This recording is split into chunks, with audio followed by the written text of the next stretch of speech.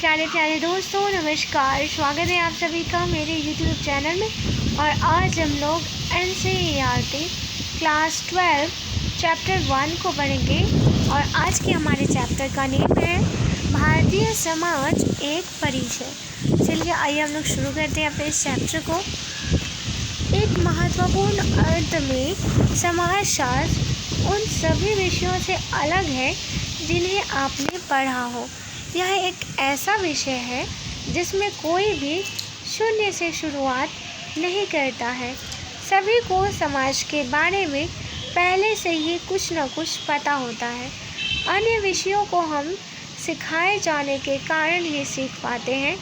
इनका ज्ञान हमें औपचारिक या अनौपचारिक तरह से विद्यालय, घर या अन्य संदर्भ में सिखाया पढ़ाया जाता है। परंतु समाज के बारे में हमारा बहुत सारा ज्ञान सुस्पष्ट पढ़ाई के बगैर प्राप्त किया हुआ होता है। समाज के बारे में ज्ञान स्वाभाविक या अपने आप प्राप्त किया हुआ ही प्रतीत होता है, क्योंकि यह हमारे बड़े होने की प्रक्रिया का एक महत्वपूर्ण अभिन्न हिस्सा है। पहली कक्षा में प्रवेश कर रहे किसी बच्चे से हम यह अपेक्षा नहीं करते कि वह इतिहास, भूगोल, मनोविज्ञान या अर्थशास्त्र जैसे विषयों के बारे में पहले से ही कुछ जानता हो, लेकिन एक 6 वर्षीय बच्चा भी समाज एवं सामाजिक संबंधों के बारे में कुछ न कुछ जरूर जानता है। जाहिर है कि 18 साल के युवा वयस्क होने के नाते आप अपने समाज के बारे में बहुत कुछ जानते हैं। इसीलिए नहीं कि आपने समाज का अध्ययन किया है, बल्कि महज इसीलिए कि आप इस समाज में रहते हैं और इसमें पले बढ़े हैं। इस प्रकार का पहले से ही या आपने अपने आप प्राप्त किया गया सहज ज्ञान या सहज बोध समाजशास्त्र के लिए बाधक भी है और सहायक भी। सहायक इसीलिए कि आमतौर पर छात्र समाजशास्त्र से डरते नहीं। उन्हें लगता है कि यह विषय आसान होगा, क्योंकि इसकी विषय वस्तु के बारे में उन्हें पहले से बहुत कुछ पता है। लेकिन सहज बोध द्वारा प्राप्त किया गया ज्ञान समाजशास्त्र के लिए एक बाधा या समस्या भी है। वह इसलिए कि समाजशास्त्र समाज के व्यवस्थित और वैज्ञानिक अध्ययन पर आधारित है। इस प्रकार की अध्ययन प्रक्रिया को सीखने समझने के लिए अनिवार्य है कि हम अपने सहज बोध को भूलने या मिटा देने की भरपूर कोशिश करें। किसी बुने हुए स्वेटर या अन्य वस्त्र को नए सिरे से बुनने के लिए पहले की बुनाई को उधेड़ना पड़ता है। ठीक उसी तरह समाजशास्त्र को सीखने से पहले हमें समाज के बारे में अपनी पूर्व धारणाओं को उधेड़ना पड़ता है। वास्तव में समाजशास्त्र को सीखने के प्रारंभिक चरण में मुख्यतः यह भूलने की प्रक्रियाएं ही शामिल है। यह आवश्यक है क्योंकि समाज के बारे में हमारा पहले से प्राप्त ज्ञान, हमारा सामान्य बोध एक विशिष्ट दृष्टिकोण से प्राप्त किया हुआ होता है। यह उस सामाजिक समूह और सामाजिक वातावरण का दृष्टिकोण होता है जिसमें हम सामाजिकृत होते हैं। हमारे सामाजिक संदर्भ समाज एवं सामाजिक संबंधों के बारे में हमारे मतों, आस्थाओं एवं अपेक्षाओं को आकार देते हैं। यह आवश्यक नहीं है कि यह आस्थाएं गलत ही है, परंतु यह गलत हो भी सकती है। कठिनाई यह है कि वे अक्सर अपूर्ण, संपूर्ण का विलोम एवं पूर्वाग्रह पूर्ण होती है। अतः हमारा बिना सीखा गया ज्ञान या सहज सामान्य बोध अक्सर हमें सामाजिक वास्तविकता का केवल एक हिस्सा ही दिखलाता है। इसके अतिरिक्त यह सामान्य हमारे अपने सामाजिक समूह के हितों एवं मतों की तरफ झुका हुआ होता है। समाजशास्त्र इस समस्या का समाधान एक ऐसे दृष्टिकोण के रूप में प्रस्तुत नहीं करता जिसके बारे में संपूर्ण वास्तविकता को पूरी तरह समाजशास्त्र इस समस्या का समाधान एक ऐसे दृष्टिकोण के रूप में प्रस्तुत नहीं करता जिसके द्वारा संपूर्ण वास्तविकता को पूरी तरह निष्पक्ष तरीके से देखा जा सके। वास्तव में समाजशास्त्रियों का विश्वास है कि ऐसा आदर्श परिप्रेक्ष्य या प्रेक्षण होता ही नहीं है। हम हमेशा किसी निर्धारित स्थान पर खड़े होकर देख सकते हैं और ऐसे प्रत्येक स्थान से विश्व को केवल एक आंशिक व पक्षपाती दृष्टि से ही देखा जा सकता है। समाजशास्त्र हमें यह सीखने का निमंत्रण देता है कि संसार को केवल हमारे अपने दृष्टिकोण के अलावा हमसे अलग लोगों के दृष्टिकोण से कैसे देखा जाए। अलग अलग अवस्थितियों से उत्पन्न विभिन्न प्रकार के पक्षपात व अधूरेपन से परिचित होकर हम एक महत्वपूर्ण सबक सीख सकते हैं। मानव समाज के संदर्भ में निष्पक्ष वैज्ञानिक सत्य की ओर बढ़ना हो तो सबसे पहले हमें यह स्वीकार करना होगा कि सत्य एक नहीं अनेक है और प्रत्येक सत्य अपने आप में अपूर्ण है। समाजशास्त्र के क्षेत्र में सत्य की बहुलता एक समस्या है, तो इसका समाधान है तुलना। नाना प्रकार की अवस्थितियों से उपजे अलग अलग नज़रियों को आमने सामने करना। दूसरे शब्दों में कहें तो समाजशास्त्र की स्वाभाविक मुद्रा तुलनात्मक होती है। समाजशास्त्र में हमें पूर्वाग्रह मुक्त करने का दावा तो नहीं करता, बल्कि हमने अपने व औरों के पूर्वाग्रह को पहचानने की करने का वादा विकसित करता है। इससे भी मज़ेदार बात यह है कि समाजशास्त्र आपको यह दिखा सकता है कि दूसरे आपको किस तरह देखते हैं। यूँ कहें, आपको यह सिखा सकता है कि आप स्वयं को बाहर से कैसे देख सकते हैं। इसे स्ववाचक या कभी कभी आत्मवाचक भी कहा जाता है। यह अपने बारे में सोचने, अपनी दृष्टि को लगातार अपनी तरफ घुमाने, जो कि अक्सर बाहर की तरफ होती है, की क्षमता है। परंतु यह स्वनिरीक्षण आलोचनात्मक होना चाहिए। इसमें समीक्षा अधिक और आत्ममुग्धता कम होनी चाहिए। सबसे सरल स्तर पर कहा जा सकता है कि भारतीय समाज और इसकी संरचना की समझ आपको एक सामाजिक नक्शा प्रदान करती है, जिसमें आप अपने ठौर ठिकाने स्थान का पता लगा सकते हैं। भौगोलिक नक्शे की तरह स्वयं का सामाजिक नक्शे में पता लगाना इस अर्थ में उपयोगी हो सकता है कि इससे आपको यह जानकारी मिलती है कि समाज में दूसरों से संबंध में आपकी स्थिति क्या है। उदाहरण के लिए मान लीजिए कि आप अरुणाचल प्रदेश में रहते हैं। अगर आप भारत के भौगोलिक नक्शे को देखेंगे तो आपको पता चलेगा कि आपका राज्य भारत के उत्तर पूर्वी कोने में स्थित है।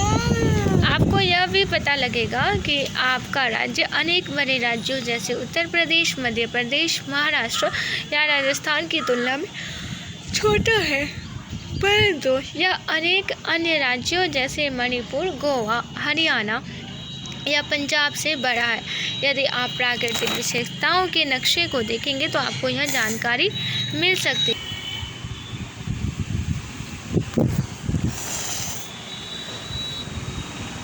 एक तुलनात्मक सामाजिक नक्शा आपको समाज में आपके निर्धारित स्थान के बारे में बता सकता है। उदाहरण के लिए 17 या 18 वर्ष की आयु में आप उस सामाजिक समूह के सदस्य हैं जिसे युवा पीढ़ी कहा जाता है। भारत की लगभग 40% जनसंख्या आपकी या आपसे छोटी उम्र के लोगों की है। आप किसी विशेष क्षेत्र या भाषाई समुदाय जैसे गुजरात से गुजराती भाषी या आंध्र प्रदेश से तेलुगु भाषी से संबंधित होंगे। आपके माता पिता के व्यवसाय एवं आपके परिवार की आय के मुताबिक आप एक आर्थिक वर्ग जैसे निम्न, मध्यम वर्ग या उच्च वर्ग के सदस्य भी अवश्य होंगे। आप एक विशेष धार्मिक समुदाय, एक जाति या जनजाति या ऐसे ही किसी अन्य सामाजिक समूह के सदस्य भी हो सकते हैं। ऐसी प्रत्येक पहचान सामाजिक नक्शे में एवं सामाजिक संबंधों के ताने बाने में आपका स्थान निर्धारित करती है। समाजशास्त्र आपको समाज में पाए जाने वाले विभिन्न प्रकार के समूहों, उनके आपसी संबंधों एवं आपके अपने जीवन में उनके महत्व के बारे में बतलाता है। समाजशास्त्र आपको समाज में पाए जाने वाले विभिन्न प्रकार के समूहों, अनेक आपसी संबंधों एवं आपके अपने जीवन में उनके महत्व के बारे में बतलाता है। परंतु समाजशास्त्र केवल आपका या अन्य लोगों का स्थान निर्धारित करने में मदद करने एवं विभिन्न सामाजिक समूहों के स्थानों का वर्णन करने के अलावा और भी बहुत कुछ सिखाता है। जैसा कि एक प्रसिद्ध अमेरिकी समाजशास्त्री सी राइट मिल्स ने लिखा है, समाजशास्त्र आपकी व्यक्तिगत परेशानियों एवं सामाजिक मुद्दों के बीच की कड़ियों एवं संबंधों को उजागर करने में मदद कर सकता है।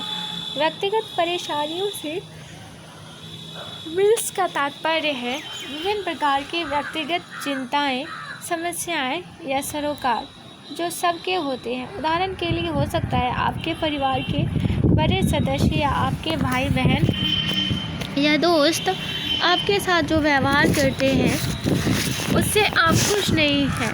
शायद आप अपने भविष्य के बारे में या आपको किस तरह की नौकरी मिलेगी इस बारे में चिंतित हो। आपकी व्यक्तिगत सामाजिक पहचान के अन्य पक्ष भी गर्व, तनाव, आत्मविश्वास या विभिन्न तरीकों की उलझन के स्रोत हो सकते हैं, पर यह सभी लक्षण एक ही व्यक्ति विशेष से जुड़े हैं और इनका अर्थ इस व्यक्तिगत परिप्रेक्ष्य तक ही सीमित है।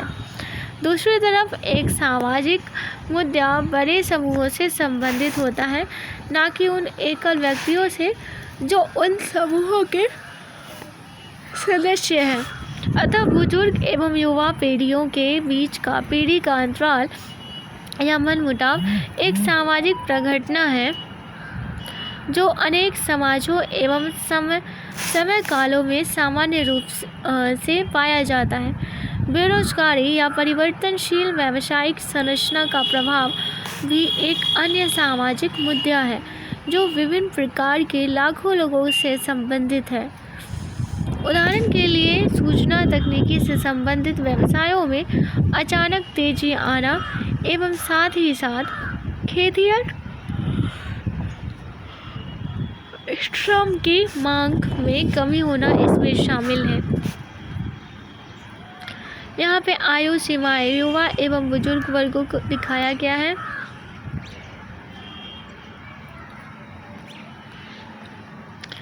ग्रीन से और स्काई ब्लू से क्षेत्रीय सीमाएं हैं, ऑरेंज से आर्थिक सीमाएं, रेड से धार्मिक सीमाएं और ग्रीन से जाति सीमाएं पिक्चर में दिखाया गया है।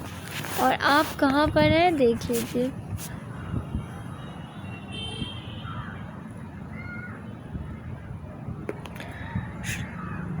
सांप्रदायिकता एक धार्मिक समुदाय का दूसरे धार्मिक समुदाय के प्रति विद्वेष या जातिवाद, कुछ जातियों द्वारा कुछ अन्य जातियों का बहिष्कार या उत्पीड़न जैसी प्रघटनाएं समाज में व्यापक रूप से पाई जाने वाली समस्याएं हैं। विभिन्न व्यक्तियों की इसमें विभिन्न प्रकार की भूमिकाएं हो सकती है जो कि उनकी सामाजिक स्थिति पर निर्भर करती है। अतः कथित उच्च जाति में एक कर्ता की हैसियत में शामिल है, जबकि कथित निम्न जाति का व्यक्ति भी इसमें शामिल है, परंतु एक पीड़ित की हैसियत से। इसी तरह पुरुष एवं स्त्रियां दोनों अलग अलग तरह से लैंगिक असमानताओं से प्रभावित होते हैं। इस तरह के सामाजिक नक्शे का एक स्वरूप हमें बचपन में ही समाजीकरण की प्रक्रिया द्वारा प्राप्त होता है। वह सब तौर तरीके जिसके द्वारा हमें अपने आसपास की दुनिया को समझना सिखाया जाता है, वह सब इस नक्शे को बनाने में शामिल है। यह सहज बोध का नक्शा है, परंतु जैसा कि पहले बताया जा चुका है, इस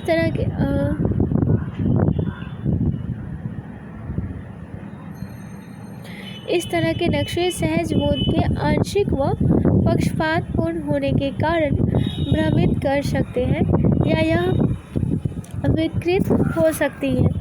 हमारे सामान्य बोध के नक्शे के अलावा हमारे पास कोई अन्य तैयार नक्शा नहीं होता, क्योंकि हमारा समाजीकरण बहुत सारे या सभी सामाजिक समूहों में नहीं, केवल एक ही समाज में समाजीकृत होता है। अगर हम अन्य प्रकार के नक्शे चाहते हैं तो हमें उन्हें बनाना सीखना होगा।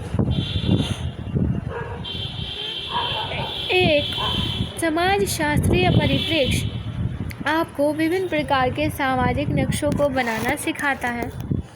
एक परिचय का परिचय।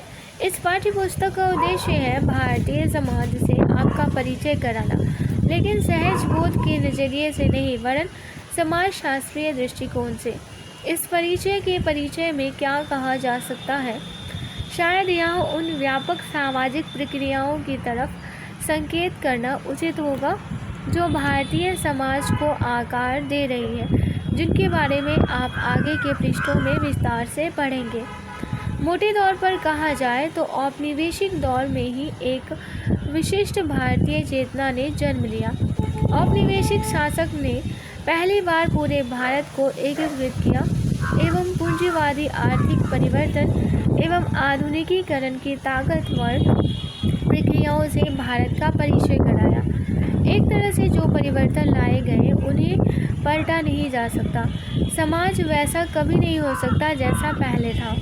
औपनिवेशिक शासन के अंतर्गत भारत की आर्थिक, राजनीतिक एवं प्रशासनिक एकीकरण की उपलब्धि भारी कीमत चुकाकर प्राप्त हुई।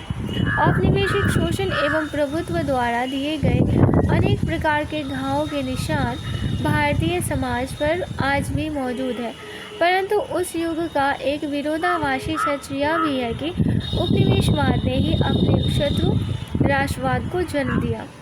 ऐतिहासिक तौर पर भारतीय राष्ट्रवाद ने ब्रिटिश औपनिवेशिक के अंतर्गत आकार लिया। औपनिवेशिक प्रभुत्व को साझे अनुभवों ने समुदाय के विभिन्न भागों को एकीकृत करने एवं बल प्रदान करने में मदद की। पाश्चात्य शैली की शिक्षा की बदौलत उभरते मध्य वर्ग ने उपनिवेशवाद को उसकी अपनी मान्यताओं के आधार पर ही चुनौती दी। हमारे इतिहास की विडंबना है कि उपनिवेशवाद एवं पाश्चात्य शिक्षा ने ही परंपरा की पुनः खोज को प्रोत्साहन प्रदान किया। इससे कई तरह की सांस्कृतिक एवं सामाजिक गतिविधियां विकसित हुई, जिससे राष्ट्रीय एवं क्षेत्रीय स्तरों पर समुदाय के नवोदित रूप सुदृढ़ हुए। उपनिवेशवाद ने नए वर्गों एवं समुदायों को जन्म दिया, जिन्होंने बाद के इतिहास में महत्वपूर्ण भूमिका निभाई। नगरीय मध्य वर्ग राष्ट्रवाद के प्रमुख वाहक थे एवं उन्होंने स्वतंत्रता प्राप्ति के अभियान की अगुवाई की। औपनिवेशिक हस्तक्षेपों ने भी धार्मिक एवं जाति आधारित समुदाय को निश्चित रूप दिया। इन्होंने भी महत्वपूर्ण भूमिका निभाई। समकालीन भारतीय समाज का भावी इतिहास इन जटिल प्रक्रियाओं द्वारा विकसित हुआ, उनके बारे में आप आने वाले अध्यायों में पढ़ेंगे। पाठ्य पुस्तक का पूर्वदर्शन। समाजशास्त्र की 2 पाठ्य पुस्तकों में से पहली पाठ्य पुस्तक में आपका परिचय भारतीय समाज की आधारभूत संरचना से कराया जाएगा। द्वितीय पाठ्य पुस्तक में सामाजिक परिवर्तन एवं विकास की विशिष्टताओं पर केंद्रित होगी। हम भारतीय जनसंख्या की जनसांख्यिकीय संरचना पर विचार विमर्श से शुरुआत करते हैं। जैसा कि आप जानते हैं, आज भारत विश्व का दूसरे सबसे अधिक जनसंख्या वाला देश है एवं अनुमानित तौर पर कुछ दशकों में चीन को पीछे छोड़कर विश्व का सर्वाधिक जनसंख्या वाला देश बन जाएगा। वो कौन से तरीके हैं जिनके द्वारा समाजशास्त्री एवं जनसांख्यिकी वेद जनसंख्या का अध्ययन करते हैं? जनसंख्या के कौन से पक्ष सामाजिक तौर पर महत्वपूर्ण है एवं भारतीय परिदृश्य में इन मोर्चों पर क्या हो रहा है? क्या हमारी जनसंख्या विकास में एक बाधा है या इसे विकास में किसी तरह की मदद के रूप में भी देखा जा सकता है? ये कुछ सवाल हैं जिनका उत्तर यह अध्ययन ढूंढने का प्रयास करता है। अध्याय 3 में हम जाति, जनजाति एवं परिवार की संस्थाओं के रूप में भारतीय समाज के आधारभूत रचना खंडों का पुनः अध्ययन करेंगे। भारतीय उपमहाद्वीप के एक विशिष्ट लक्षण के रूप में जाति ने हमेशा अनेक विद्वानों को अपनी तरफ आकर्षित किया है। विभिन्न शताब्दियों से यह संस्था किस तरह से परिवर्तनशील रही है एवं आज वास्तव में जाति का अर्थ क्या है, कौन से संदर्भ के तहत जनजाति की संकल्पना भारत में आई थी, जनजातियाँ किस तरह के समुदाय माने जाते हैं एवं उन्हें इस तरह से परिभाषित करने में हम दांव पर क्या लगा रहे हैं। जनजातीय समुदाय समकालीन भारत में स्वयं को किस तरह परिभाषित करते हैं। अंततः एक संस्था के रूप में परिवार भी इस समय के त्वरित एवं गहन सामाजिक परिवर्तन के भारी दबाव का विषय रहा है। भारत में पाए जाने वाले परिवार के विविध स्वरूपों में हम क्या परिवर्तन देखते हैं? इस तरह के प्रश्न पूछकर अध्याय 3 भारतीय समाज के अन्य पक्षों जैसे जाति, जनजाति एवं परिवार को देखने का आधार तैयार करता है। अध्याय 4 एक शक्तिशाली संस्था के रूप में बाजार के सामाजिक सांस्कृतिक आयामों को खोजता है, जो कि संपूर्ण विश्व में परिवर्तन का एक वाहक रहा है। यह मानते हुए कि सबसे गहरा प्रभाव डालने वाले एवं त्वरित आर्थिक परिवर्तन सबसे पहले उपनिवेशवाद द्वारा एवं बाद में विकासशील नीतियों द्वारा लाए गए। यह अध्याय यह जानने का प्रयास करता है कि भारत में विभिन्न प्रकारों के बाजारों का उदय किस प्रकार हुआ। मैंने बोला था नहीं है। हमारे समाज की विशेषताओं में जो सबसे बड़ी चिंता का विषय रहा है वह है इसकी असीमित विषमता एवं अपवर्जन बहिष्कार उत्पन्न करने की क्षमता। अध्याय 5 इस महत्वपूर्ण विषय को समर्पित है। अध्याय 5 विषमता एवं बहिष्कार को जाति, जनजाति, लिंग एवं अन्यथा सक्षम लोगों के संदर्भ में देखता है। विभाजन एवं अन्याय एक साधन के रूप में कुख्यात जाति व्यवस्था को मिटाने या इसमें सुधार लाने के संयोजित प्रयास उत्पीड़ित जातियों एवं राज्य द्वारा किए जाते रहे हैं। वह कौन सी प्रत्यक्ष समस्याएं एवं मुद्दे हैं जो इस प्रयास के सामने आए? हमारे हाल ही के अतीत में हुए आंदोलन जाति बहिष्कार को रोकने में कितने सफल रहे हैं? जनजातीय आंदोलनों की विशेष समस्याएं क्या है? आज जनजातियां किस संदर्भ में स्वयं की पहचान को पुनः स्थापित करना चाहती है? इन समान प्रश्नों को लिंग संबंधों अन्यथा सक्षम या असक्षम लोगों के संदर्भ में भी जानने का प्रयास किया गया है। हमारा समाज किस सीमा तक अन्यथा सक्षम लोगों की आवश्यकताओं के प्रति संवेदी है? जिन सामाजिक संस्थाओं ने महिलाओं का शोषण किया उन पर महिला आंदोलन का कितना प्रभाव पड़ा? अध्याय 6 भारतीय समाज की असीम विविधता से उत्पन्न कठिन चुनौतियों के बारे में बात करता है।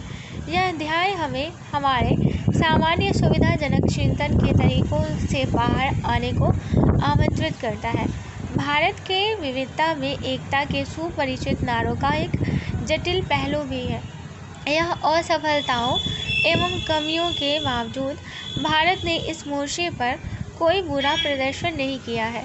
हमारी ताकत और कमजोरियां क्या रही है? युवा वयस्क सामुदायिक संघर्ष, क्षेत्रीय या भाषाई उग्र राष्ट्रीयता एवं जातिवाद को हटाए बगैर या उनसे पूर्ण रूप से प्रभावित हुए बगैर उनका सामना कैसे करेंगे? एक राष्ट्र के रूप में हमारे सामूहिक भविष्य के लिए यह क्यों महत्वपूर्ण है कि भारत में पाया जाने वाला प्रत्येक अल्पसंख्यक यह महसूस न करे कि वह असुरक्षित है या खतरे में है। अंततः अध्याय 7 में आपको एवं आपके शिक्षकों को आपके पाठ्यक्रम के प्रयोगात्मक घटकों के बारे में चिंतन के लिए कुछ सुझाव दिए गए हैं। जैसा कि आप जानेंगे यह काफ़ी रुचिकर एवं मज़ेदार हो सकता है। टिप्पणियों तो आज के लिए बस इतना ही। ये चैप्टर हमारा यहीं पे कंप्लीट होता है और आगे के चैप्टर में हम बहुत कुछ सीखने को मिलेगा। तो आज के लिए बस इतना ही। ये लेक्चर सुनने के लिए आप सभी का बहुत बहुत धन्यवाद।